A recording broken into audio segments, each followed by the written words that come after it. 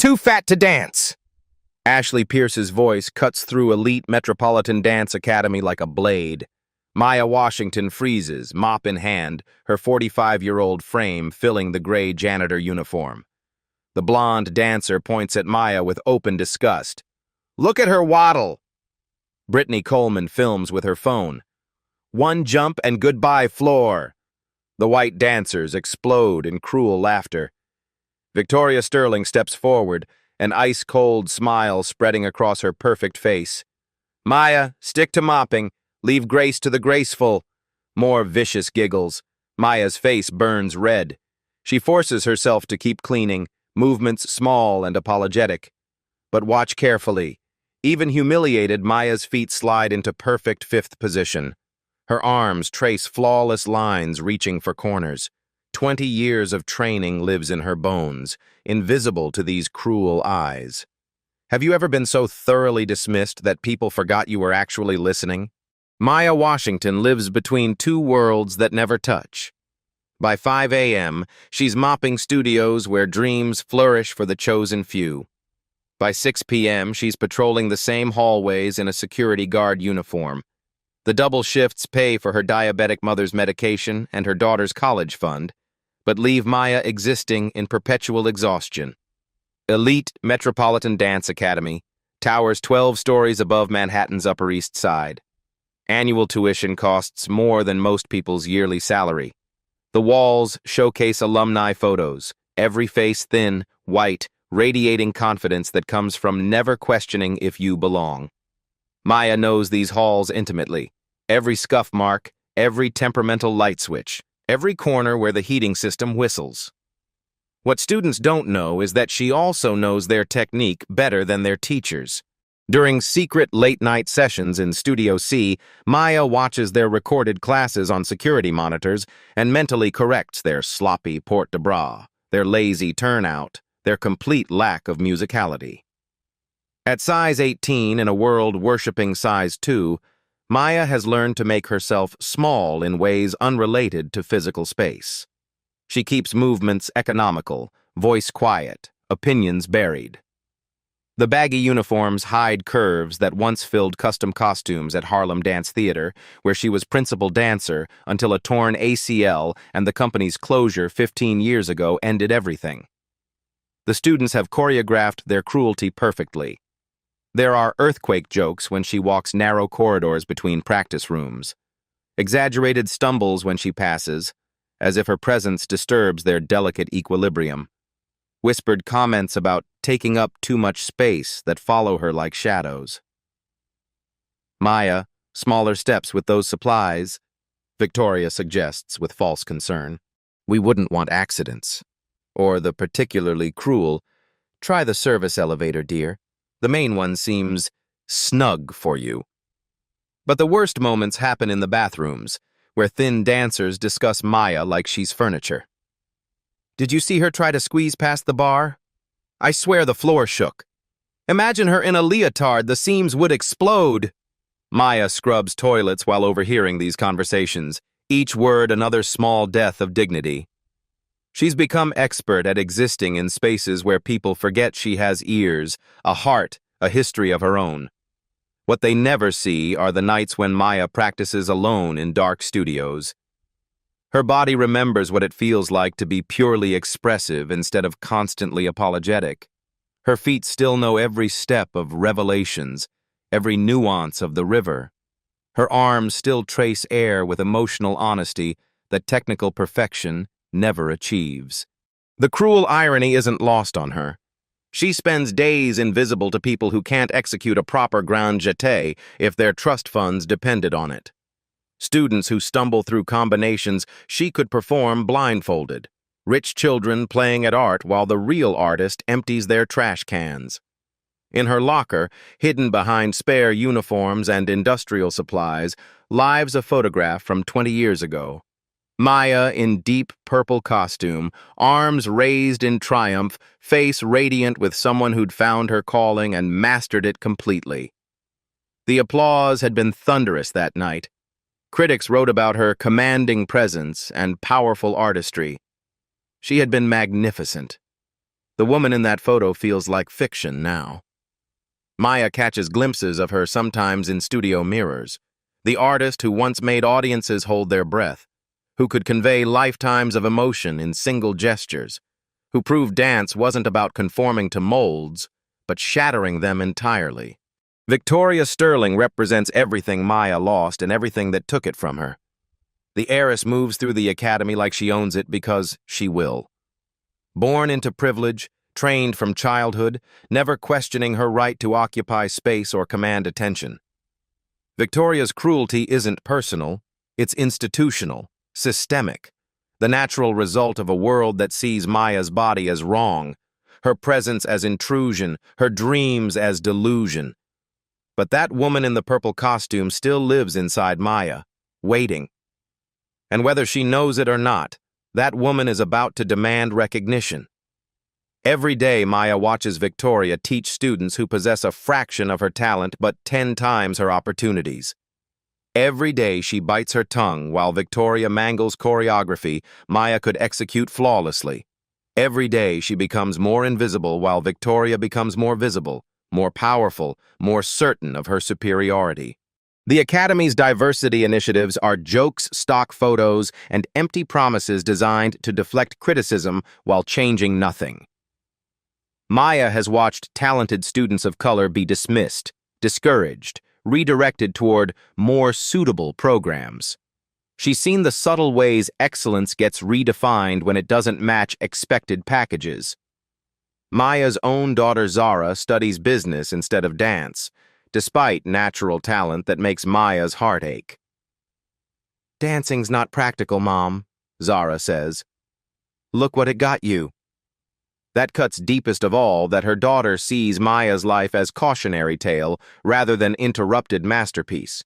That the woman who once commanded stages now represents limitation rather than possibility. But change is coming, carried on the tired feet of a woman who never forgot how to fly. The scholarship audition notice appears like false hope. Elite Metropolitan Dance Academy Diversity Initiative. Full scholarships available. The glossy flyer shows smiling, diverse dancers, though anyone knowing the Academy's demographics would recognize this as marketing fiction. 16-year-old Zara Johnson arrives from the Bronx carrying dreams bigger than circumstances. She wears borrowed point shoes and a weathered leotard. When she moves during warm-up, it's with natural musicality that can't be taught. Emotional transparency and expensive training often strips away. Maya watches from the hallway, recognizing her younger self in Zara's fierce concentration. There's hunger there, desperation from knowing this might be your only escape route. Victoria sweeps in like royalty gracing peasants. She settles behind the judge's table with resigned charity work air. Well, let's see what the community has contributed. Zara's audition is breathtaking. She dances like her life depends on it because it does.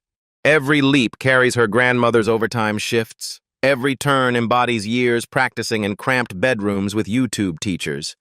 When music ends, silence follows genuine artistry. Victoria doesn't applaud. She shuffles papers with theatrical boredom. Interesting interpretation. Though we seek dancers, not street performers.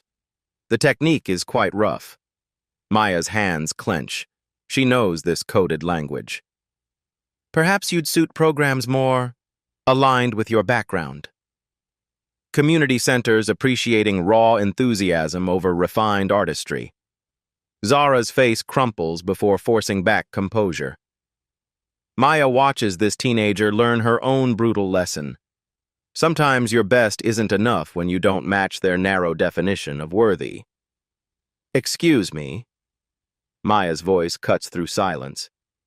That young woman has exceptional natural ability. Victoria turns slowly, eyebrows theatrically raised. Maya, dear, custodial duties don't include artistic evaluation. Stick to what you actually know. 20 years of accumulated silence ignites. What I know is real talent when I see it. Victoria's laugh could cut glass. The cleaning lady thinks she's qualified to judge dance. She addresses her assistant loudly. What's next? Will you demonstrate proper technique yourself? The challenge hangs like destiny collecting debt. Victoria leans back, a poisoned smile spreading. Actually, let's make this entertaining. If you can prove you understand dance, really understand it, I'll personally reconsider this girl's application. Maya's heart pounds audibly. This is the moment she's avoided 15 years when invisibility is no longer an option. She looks at Zara, sees hope flickering back. All right. I accept. News spreads through elite Metropolitan Dance Academy like wildfire. The fat janitor thinks she can dance. Whispers follow Maya through corridors, a constant buzz of anticipation and mockery that makes her skin crawl and resolve waver. Maya's hands shake, changing out of her uniform in the staff locker room. The photograph of her younger self seems to mock her from its hiding place. That confident woman in purple feels like someone else's story. She catches her reflection in the small mirror and sees a 45-year-old woman with tired eyes and a body dismissed so long she's almost believed the criticism herself. Her phone buzzes. Mom, heard what happened. You don't have to prove anything. Come home. Even her daughter thinks this is a mistake. That night, after her security shift ends and the academy empties except for emergency lighting, Maya stands outside Studio C. Her master key trembles as she debates turning around, pretending this day never happened. She could text Victoria tomorrow, say she reconsidered, that she spoke out of turn. Instead, she unlocks the door. The studio is dark and silent, moonlight creating geometric patterns on the floor. Maya flips on lights and suddenly she's 15 again, walking into her first real studio with holes in her shoes and dreams bigger than circumstances. The mirror doesn't lie, she's older, heavier, carrying disappointment's weight. But when she moves to the center floor, something shifts. Maya begins with simple warm-ups, her body remembering routines burned into muscle memory decades ago. Her feet still know positions, her arms still trace perfect lines through space. As she moves, she makes phone calls. Jerome? It's Maya. Maya Washington. Yes, from Harlem Dance Theater. I need a favor. Jerome Walker had been her partner 20 years ago, before his knee gave out and he transitioned to choreography. Now he's artistic director of the Ailey Company, whose word carries weight in the dance world. Maya explains while practicing Port de Bras, her free hand tracing memories. Maya, baby, what are you thinking? You haven't performed in 15 years. I haven't stopped dancing. I just stopped being seen. Pause, then Jerome's familiar laugh. You always were stubborn. What do you need? Next, she calls Carmen Rodriguez, now dance critic for the New York Times, then Michael Carter, who photographs for Dance Magazine. One by one, Maya reaches out to her former world, the network of artists who remember when Maya Washington was a force. By 3 a.m., Maya has a plan. More importantly, she has backup. She spends remaining hours until dawn practicing, her body protesting demands after years of careful invisibility. But with each movement, each turn, each leap, the woman in the purple costume emerges from exile. The woman who made audiences weep with single gestures, who commanded stages like queens claiming thrones. When the sun rises, Maya Washington stands sweating but tall in the studio center. She's made her choice. Tomorrow, she'll remind the world what they forgot.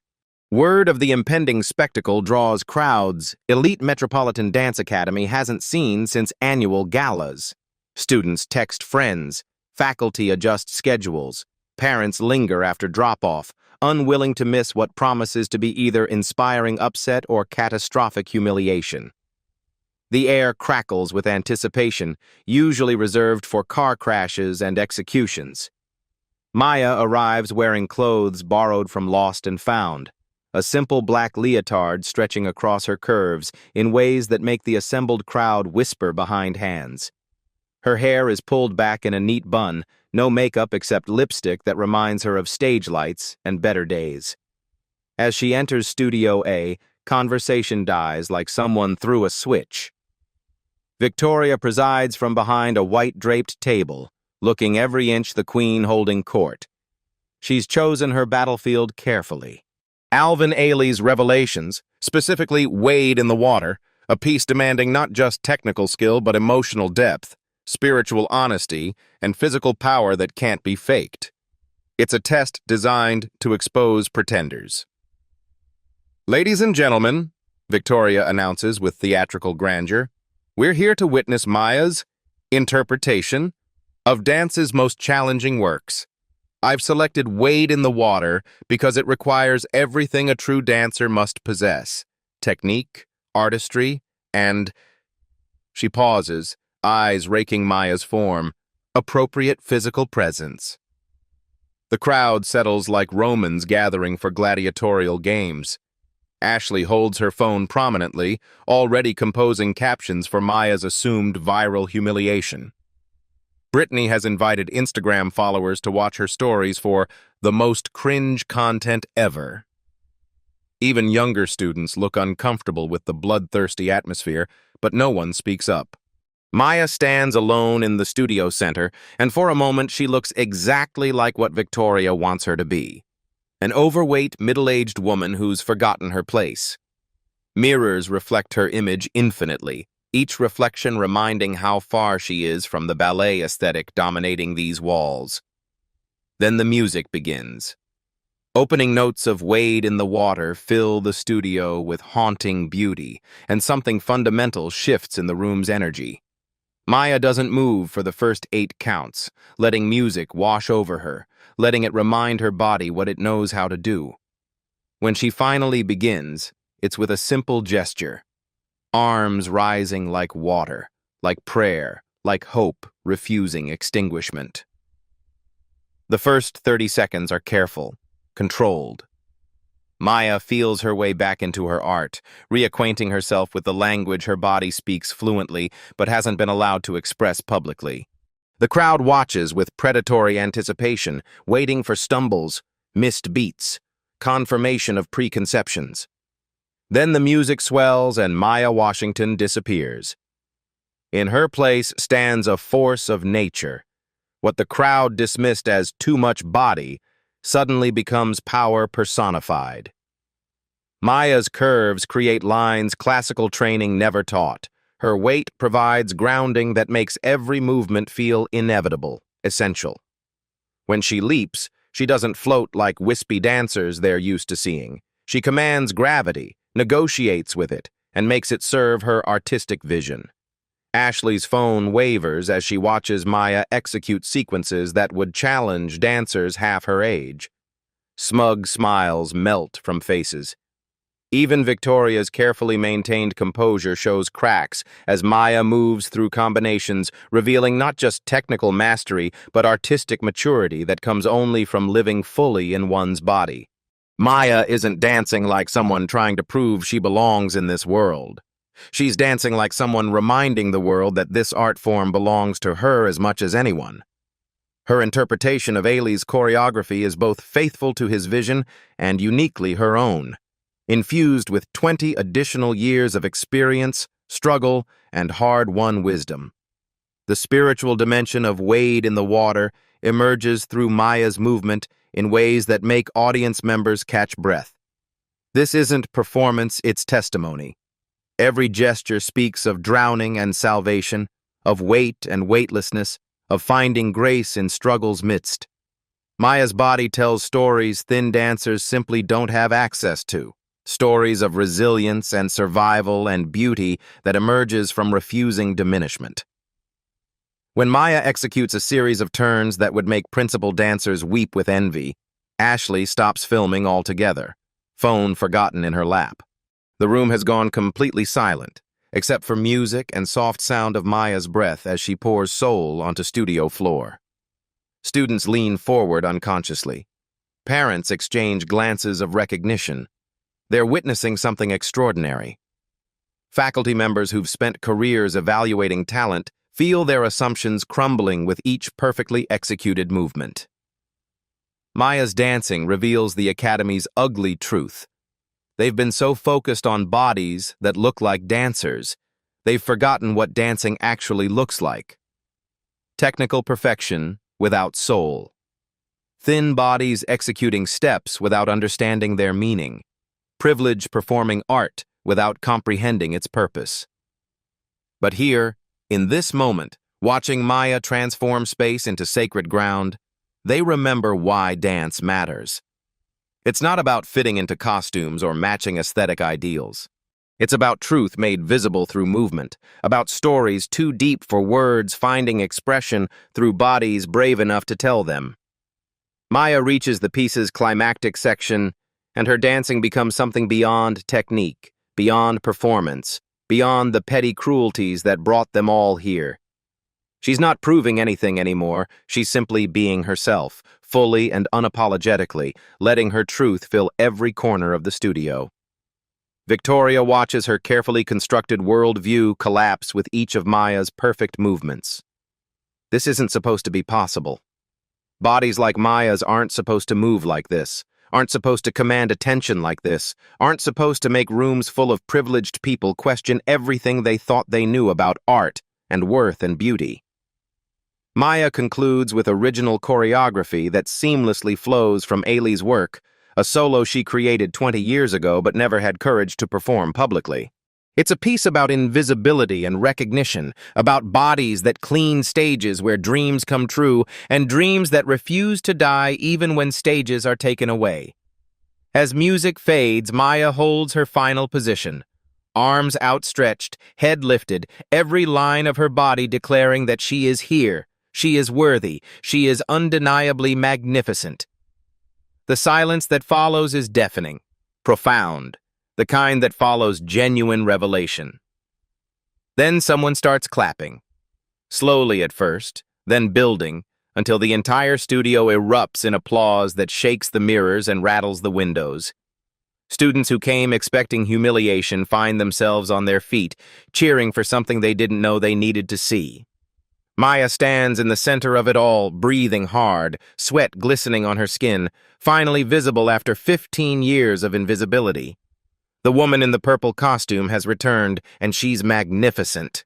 The standing ovation still echoes in Maya's ears when Victoria's counterattack begins. Within hours, the Academy's security footage mysteriously disappears. Hard drives corrupted, backup systems conveniently malfunctioning, every angle of Maya's triumphant performance vanishing into digital oblivion. Technical difficulties, Victoria explains to the board with practiced innocence. These older systems are so unreliable. But students' phones recorded everything.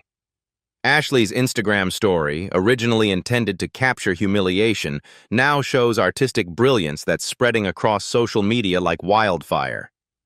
The hashtag #MayaWashingtonDances begins trending, but Victoria has weapons students don't anticipate.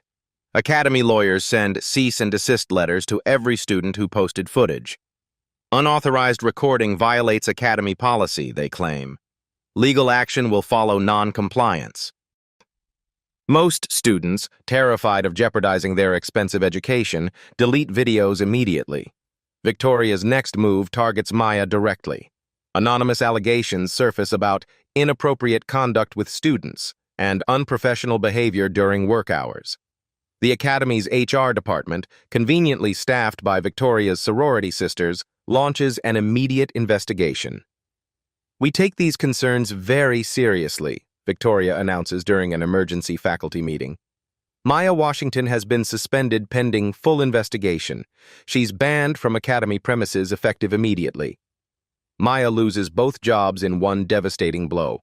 The security company, not wanting association with scandal, terminated her contract that same afternoon. 15 years of spotless employment record erased by whispered accusations and institutional protection of privilege. The Academy's board sides with Victoria without question. After all, she's the founder's daughter, heir to the sterling legacy. Maya is just the help who forgot her place. The decision feels inevitable to people who've never questioned their right to destroy lives that inconvenience them. Maya's lowest point comes at 3 a.m., sitting in her empty apartment with overdue bills spread across the kitchen table. Her mother's medication costs have increased. Her daughter's college fund is depleted. The phone rings constantly, reporters wanting to comment on the scandal, former colleagues distancing themselves from controversy. "Maybe I was wrong," Maya whispers to the photograph she's pulled from her locker. The woman in purple stares back accusingly, as if asking why Maya gave up so easily. That's when the pattern breaks completely. Maya realizes respectability politics was always a trap. She spent 15 years trying to be invisible, non-threatening, grateful for scraps from tables where she could have been seated as an honored guest. She cleaned their floors while they stumbled through choreography she'd mastered decades ago. She accepted their cruelty because fighting back seemed impossible. But fighting back was never impossible. It was just inconvenient for people who benefited from her silence. Maya stops apologizing. She stops shrinking. She stops pretending their comfort matters more than her dignity. The phone calls she made during that late-night practice session begin paying dividends. Jerome Walker from Alvin Ailey doesn't just remember Maya, he remembers her genius. Carmen Rodriguez doesn't just remember her dancing, she remembers the articles she wrote about Maya's transcendent artistry 20 years ago. Maya Washington was one of the finest dancers of her generation, Carmen writes in the New York Times the next morning. If elite Metropolitan Dance Academy can't recognize excellence when it cleans their floors, perhaps they shouldn't be teaching dance at all. The article goes viral immediately. Dance magazine follows with a retrospective featuring photographs of Maya's glory days. Michael Carter contributes pictures that remind the world what they'd allowed themselves to forget. Maya Washington was magnificent then, and she's magnificent now. Victoria watches her narrative control slip away like water through fingers. The story was supposed to be about a delusional employee who overstepped boundaries. Instead, it's becoming about institutional racism, body shaming, and the systematic destruction of artistic brilliance that doesn't match narrow aesthetic preferences. Former Harlem Dance Theater colleagues emerge from decades of silence, sharing stories of Maya's artistry that make current allegations seem not just false, but ridiculous. Students begin questioning what other lies they've been told about worthiness, beauty, and who deserves to occupy space in prestigious institutions. The Academy's diversity initiatives are exposed as pure marketing fiction. Parents of color start asking uncomfortable questions about admission policies, scholarship distributions, and why their children are consistently deemed not quite right for premier programs. Victoria realizes too late that destroying Maya Washington was never going to be as simple as silencing a janitor. Maya has community, history, allies who remember when she commanded stages and made audiences weep with single gestures. Victoria attacked not just a person, but a legacy. And legacies fight back. Maya's phone buzzes with text from her daughter. "Mom, I saw the Times article. I'm proud of you for fighting back. It's time I learned to dance like you." The woman in the purple costume smiles back from the photograph, no longer accusatory, but encouraging.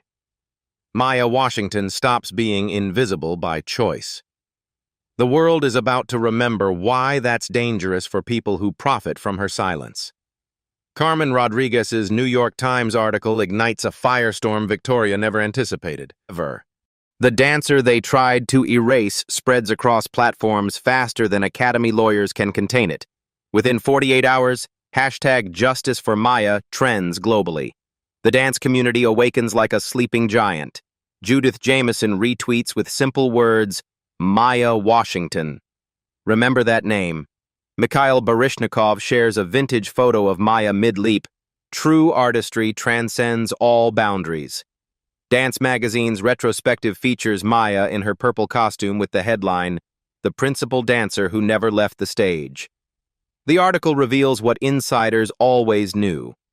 Maya Washington was destined for Lincoln Center before injury and racism derailed her trajectory. Maya's phone rings constantly, but now it's Alvin Ailey offering positions, Broadway choreographers seeking collaboration, universities requesting master classes. The woman they tried to disappear becomes impossible to ignore. Ashley Pierce posts a tearful apology video. I came to capture failure and witnessed greatness. Maya Washington taught me what dancing actually looks like. 3 million views in 6 hours. Elite Metropolitan's board receives dozens of faculty resignation letters. Parents withdraw students citing toxic culture and discriminatory practices. Enrollment plummets as families seek programs that celebrate rather than destroy talent. Victoria watches her inheritance crumble in real time. The Academy's reputation dissolves under scrutiny, revealing its rotten foundation. Board members distance themselves from Victoria's decisions. Jerome Walker appears on Good Morning America. Maya Washington was the most gifted dancer of our generation.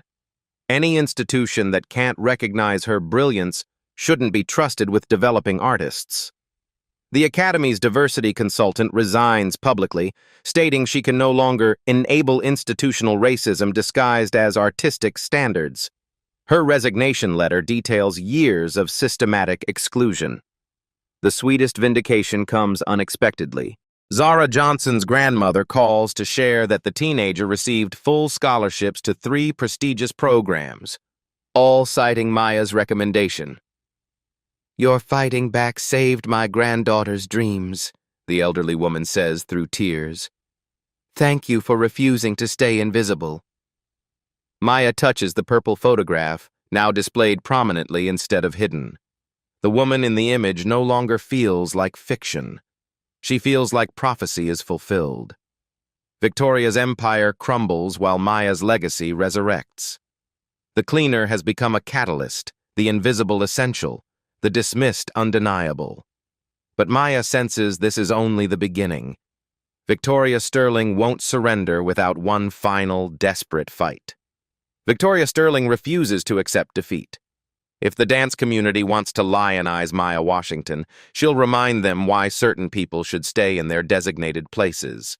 The gloves come off, and Victoria fights with the ruthless desperation of inherited privilege under threat. Anonymous tips flood social media claiming Maya has serious mental health issues and a history of erratic behavior. Suddenly, carefully edited audio surfaces of Maya supposedly screaming at students, though anyone familiar with sound engineering would recognize the obvious manipulation. Victoria's sorority network amplifies these lies across platforms faster than fact-checkers can debunk them. The Academy's lawyers escalate their intimidation campaign. They send legal threats not just to students who recorded Maya's performance, but to their parents, claiming defamation of institutional reputation and demanding financial compensation for damage to Academy standing. Middle-class families, terrified of bankruptcy from legal fees, pressure their children to retract supportive statements about Maya. Victoria's cruelest weapon targets Maya's family directly. Maya's daughter receives mysterious rejection letters from colleges that had previously accepted her, with vague references to character concerns and family associations. The message is clear. Supporting Maya Washington comes with consequences that extend beyond the dance world.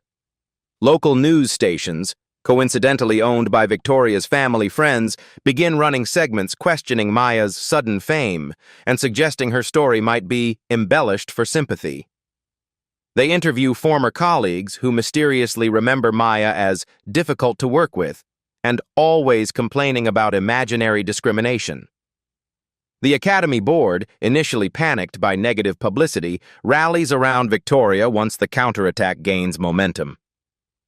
"We cannot allow mob justice to destroy a prestigious institution based on one disgruntled former employee's accusations," they announced in a joint statement. "Elite Metropolitan Academy stands by our high standards and commitment to excellence."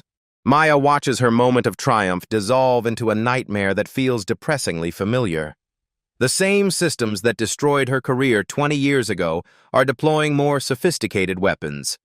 Her phone stops ringing with opportunity calls and starts buzzing with reporters asking for comments on allegations of financial impropriety and questions about her mental stability. Several universities quietly withdraw their masterclass invitations. Broadway contacts suddenly become unreachable. Even some of Maya's former colleagues at Harlem Dance Theater distance themselves, afraid of being associated with controversy that might damage their own fragile positions in the dance world. Victoria appears on local television looking appropriately sorrowful. Maya Washington is clearly struggling, and we sympathize with her situation. However, we cannot allow our dedication to artistic excellence to be undermined by false accusations. Our students deserve better than being pawns in someone else's personal crisis. The Academy's social media accounts flood with carefully orchestrated testimonials from current students praising Victoria's dedication and mentorship. Parents post about the world-class education their children receive, with subtle implications that critics are simply jealous of success they cannot achieve themselves.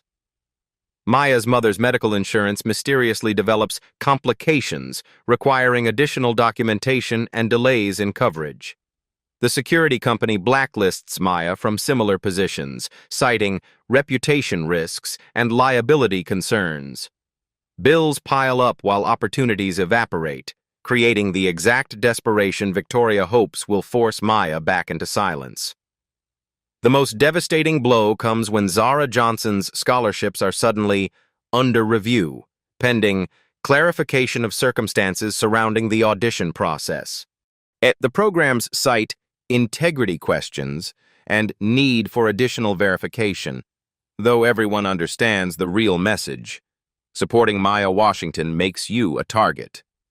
Victoria's nuclear option activates when she leaks Maya's personnel file, heavily redacted but implying far worse than what's shown. Employee disciplinary actions, multiple complaints, and performance concerns paint a picture of someone barely tolerated rather than systematically oppressed. The document is legally protected from complete disclosure, which only makes the hidden portions seem more damning. Maya sits in her apartment at 3 a.m., bills spread across the table, watching her carefully rebuilt reputation crumble in real time. The woman in the purple photograph seems to mock her now. What good are past glories when present realities can be manipulated so effectively? Her daughter texts, "Mom, maybe we should just let this go. It's not worth destroying our whole family." Maya stares at the message, feeling the weight of 15 years of silence pressing down on her shoulders. Victoria's strategy is working perfectly, making the cost of resistance higher than the price of surrender, ensuring that even victory becomes unbearable. But something hardens in Maya's chest as she looks at that photograph one more time. The woman in purple didn't fight for glory or recognition. She fought because some battles are worth having regardless of the cost, because silence in the face of injustice becomes complicity in its perpetuation. Victoria Sterling underestimated one crucial factor. Maya Washington has already lost everything once. She knows how to survive destruction, and more importantly, she knows how to rebuild from ashes. The real war is just beginning. Maya Washington stares at the fake audio clips playing on her laptop, listening to her voice supposedly screaming at students. The manipulation is obvious to trained ears, syllables spliced together, tone artificially modulated, background noise that doesn't match studio acoustics. But Victoria's counting on most people not listening that carefully. That's when Carmen Rodriguez calls with unexpected news. "Maya, I've been investigating those anonymous tips about you. Guess what? They all trace back to IP addresses registered to Sterling family businesses. Victoria's not as clever as she thinks." The phone starts ringing with different voices, not opportunities this time, but something more powerful: solidarity. Former Harlem Dance Theater dancers emerge from decades of silence, sharing their own stories of systematic exclusion, institutional gaslighting, and careers destroyed by people exactly like Victoria Sterling. "They did this to all of us," says Keisha Williams, now a successful choreographer in Los Angeles. "But Maya, you're the first one who fought back publicly. We're tired of hiding." Jerome Walker goes nuclear on social media. His Instagram post features side-by-side videos, the fake audio alongside real footage of Maya teaching children at a community center, her voice gentle and encouraging. "This is who Maya Washington really is," he writes. "Victoria Sterling should be ashamed." The post explodes across platforms. Professional dancers worldwide share their own stories of body shaming, racism, and institutional abuse. Dance justice. For Maya becomes more than a hashtag, it becomes a movement. Michael Carter, the photographer, provides the smoking gun Victoria never saw coming. His archive includes hundreds of behind-the-scenes photos from Maya's Harlem Dance Theater days, but more importantly, it contains images from elite Metropolitan Academy events over the years. Photos showing Victoria's pattern of excluding dancers of color, of steering scholarships toward thin white students, of maintaining an institutional culture that made Maya's treatment inevitable rather than exceptional.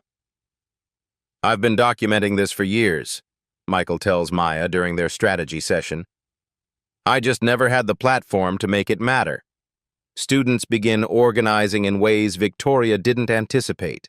Ashley Pierce, whose original filming sparked this entire controversy, leads a group called Students for Dance Equality. They coordinate social media campaigns, share their own experiences with the Academy's toxic culture, and most dangerously for Victoria, they start talking to their parents about what they've witnessed. The anonymous tips about Maya's mental health backfire spectacularly when Dr. Patricia Williams, a prominent psychologist and Harlem Dance Theater board member, offers her professional assessment.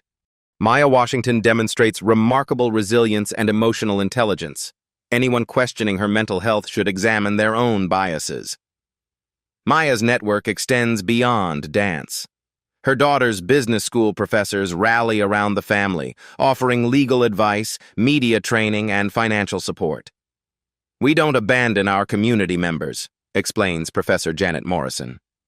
"Maya raised a daughter who embodies everything we value. That tells us who she really is. The most powerful allies emerge from unexpected places." Parents of current elite metropolitan students, initially swayed by Victoria's narrative, begin questioning their assumptions when their own children share stories of cruelty they've witnessed. "I sent my daughter there for excellence," one mother posted on Facebook. "I didn't realize I was paying for her to learn institutional racism." Tech-savvy supporters conduct digital forensics on the manipulated audio files. Their analysis, shared widely online, proves beyond doubt that Victoria's evidence is fabricated. The revelation doesn't just discredit the specific claims, it raises questions about everything else Victoria has alleged. Carmen Rodriguez publishes a follow-up investigation titled "The Sterling Method: How Privilege Weaponizes Institutions." Her reporting reveals a pattern spanning decades: talented dancers of color systematically excluded, scholarship funds mysteriously unavailable to diverse applicants, and a network of elite institutions that protect each other's discriminatory practices. Maya watches her phone light up with messages from dancers, teachers, parents, and advocates worldwide. Victoria's attack created something the dance world desperately needed but never had: a unified voice against institutional racism and body shaming. "You know what we need now?" Jerome suggests during a video call with the core team. "A public demonstration that shows the world what dance really looks like when we stop gatekeeping based on appearance and start celebrating authentic artistry." Maya feels the woman in the purple photograph stirring to life again. Not the desperate performer trying to prove her worth, but the artist who knows her value and refuses to let others diminish it. "What did you have in mind?" Maya asks. Jerome's smile could light up Lincoln Center. "A dance-off, public, live-streamed. You against Victoria Sterling, with the world watching. Winner takes all, loser leaves the dance education world forever." The gauntlet is thrown. Victoria wants a war? Maya Washington will give her one, with the entire dance community as witnesses. "Let's do it," Maya says. "It's time to finish this." Central Park's Delacorte Theater hasn't seen energy like this since Shakespeare in the park's biggest premieres. Word of the ultimate dance battle spreads faster than wildfire. Maya Washington versus Victoria Sterling. Winner takes all. Loser leaves dance education forever. The amphitheater fills beyond capacity, with overflow crowds sprawling across the surrounding lawns. Live streams reach millions worldwide. Professional judges take their positions. Martha Graham Dance Company's artistic director, New York City Ballet's principal, and Alvin Ailey's associate director.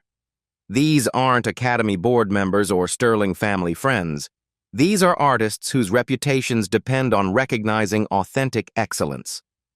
Victoria arrives in a custom white leotard that probably costs more than Maya's monthly rent, her platinum hair styled to perfection.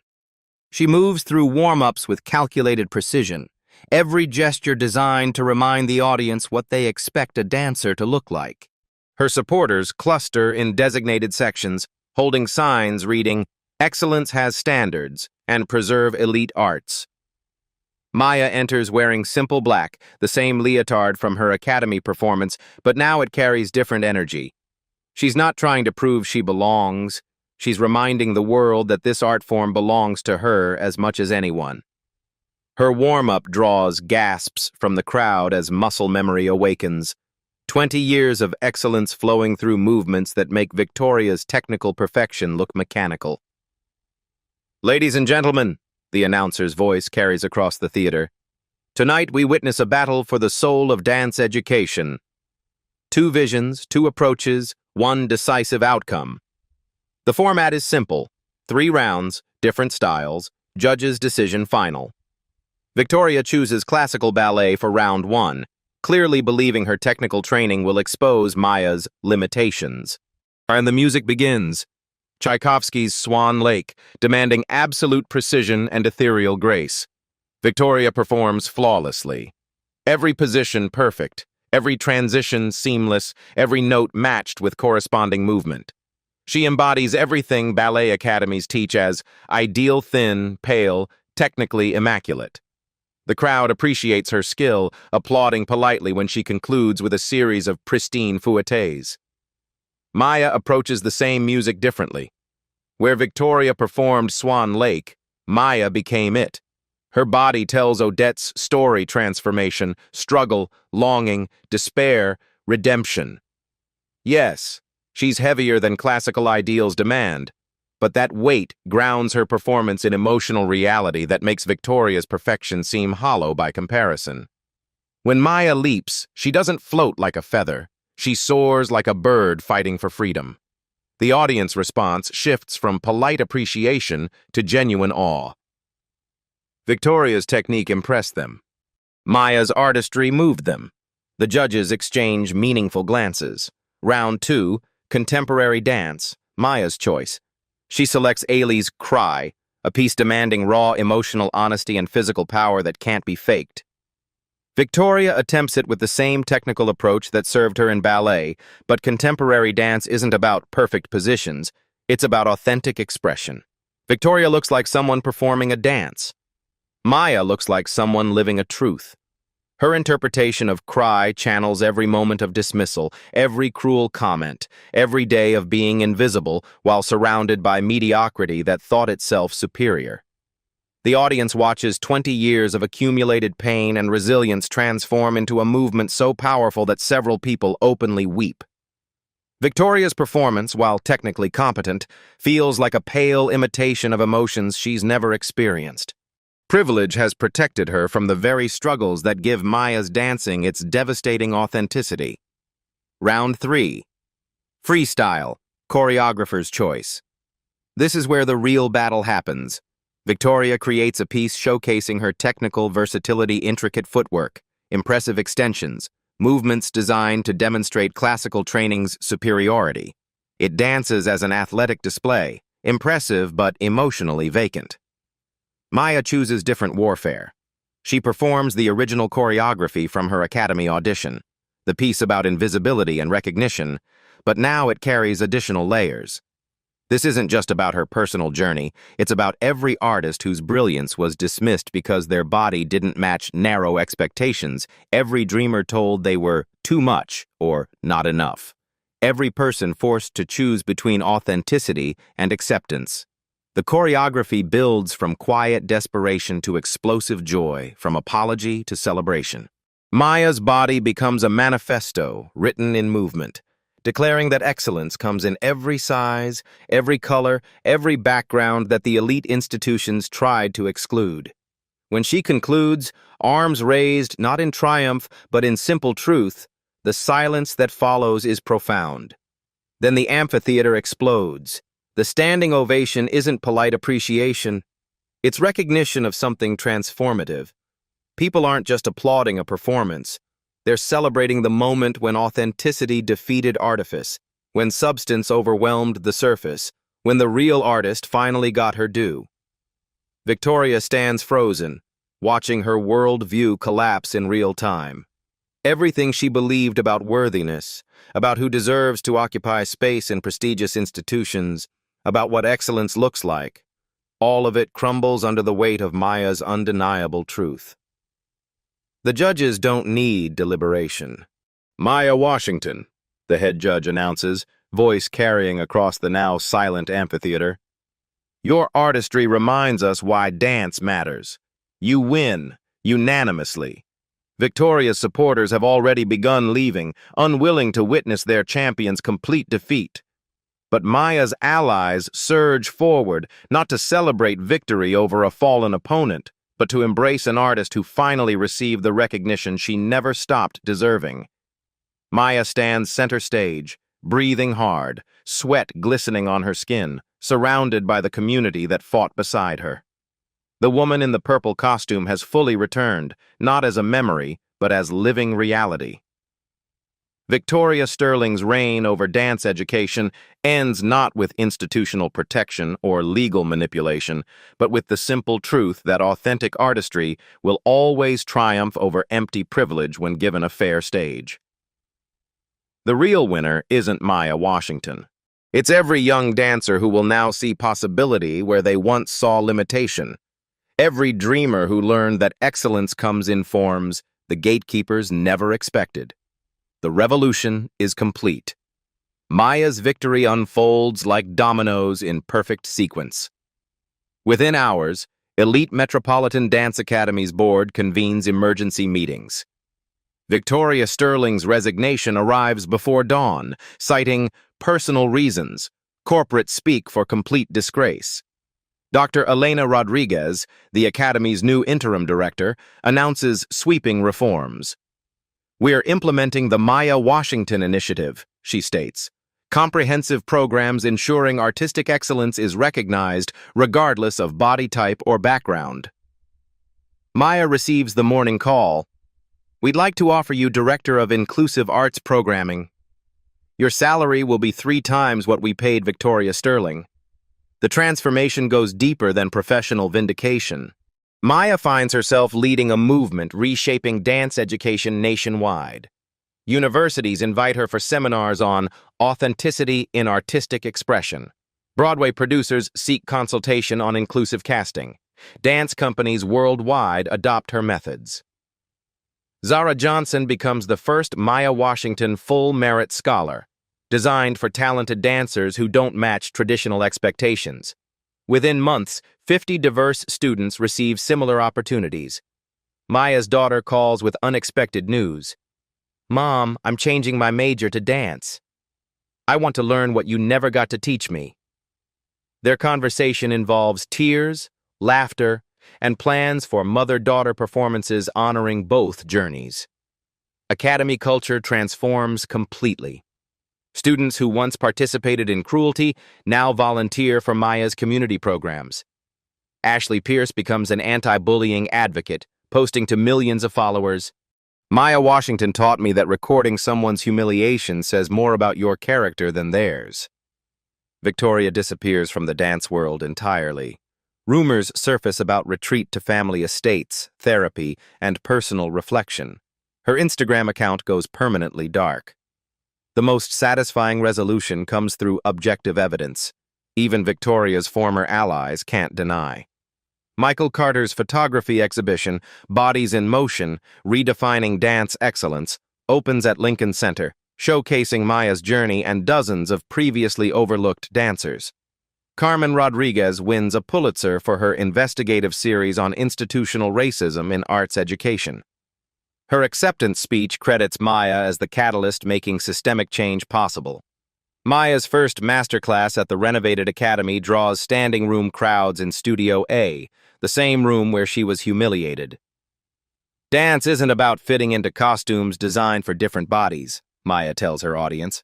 It's about letting your authentic self fill whatever space you're given. The Academy creates a permanent bronze plaque in Studio A.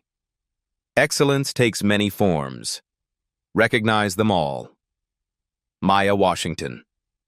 The purple photograph no longer sits alone like a shrine to lost dreams. It's displayed alongside recent images. Maya teaching, performing, accepting awards, embracing her daughter.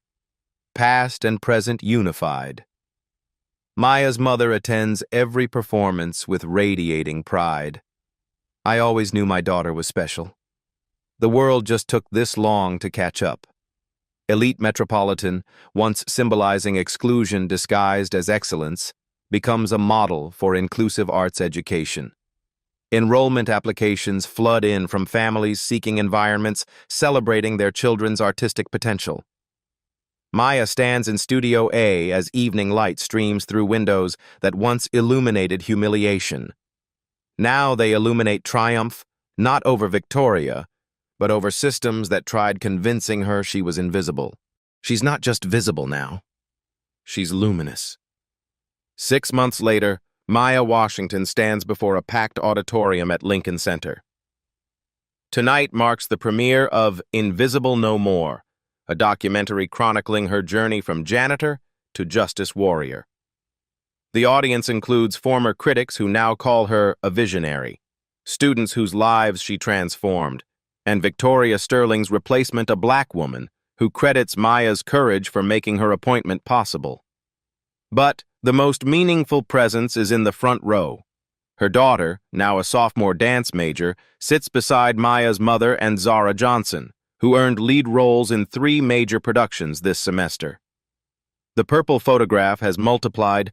Dozens of images now document Maya's evolution from hidden artist to celebrated educator. They said I was too fat to dance, Maya tells the audience during her post-screening talk. But my body was never the problem. Their vision was too small. Real dance isn't about fitting into costumes. It's about filling stages with truth. The applause thunders through Lincoln Center, but Maya raises her hand for silence. This isn't my story alone. This is about every person who's been told they're too much or not enough. Every dreamer is dismissed because they don't match someone else's narrow definition of worthy. She pauses, letting her words sink in. Excellence wears every face, carries every story, moves through every body type. When we stop gatekeeping art based on appearance, we discover magnificence we never knew existed. The documentary's final scene shows Maya teaching in Studio A, the same space where Victoria once humiliated her. But now the mirrors reflect faces of every color, bodies of every size, dreams of every background. The bronze plaque catches afternoon light. Excellence takes many forms. Recognize them all. Maya's voice continues over the closing credits. I spent 15 years invisible, watching mediocrity dismiss brilliance because it didn't recognize itself in the mirror. But here's what I learned. We don't need their permission to shine. We just need courage to stop hiding our light. The screen fades to black, then displays a simple question in white text. Who in your life has been made invisible by someone else's limited vision? As audience members file out, many wipe tears from their eyes. They're not just leaving a movie, they're carrying a mission. The woman who was too fat to dance became the catalyst for revolution, proving that sometimes the most powerful performances happen when we refuse to stay silent about injustice. Maya's story reminds us that transformation doesn't require permission from people who benefit from our invisibility. It requires only the courage to stop apologizing for taking up space we've always deserved. Did you catch the moment at 47? 23. When Maya's expression changes from doubt to determination? Watch it again. That's the exact second she stops being a victim and becomes a victor. If you've ever been underestimated because of how you look, drop A in the comments below. Share this story to remind someone that their dreams aren't too big. Other people's imaginations are just too small. Like this video if you believe talent deserves recognition, regardless of packaging. Subscribe for more stories about ordinary people doing extraordinary things when they refuse to accept no as a final answer. Remember, you don't need anyone's permission to be magnificent. You just need the courage to stop hiding your brilliance. The stage is waiting. It's time to dance. The story you heard today wasn't cleaned up. It was told exactly as it happened. At Black Voices Uncut, we believe that's the only way truth can live. If you felt something, hit like, comment, and your reaction, and subscribe. Every week, we bring you voices that refuse to be silenced.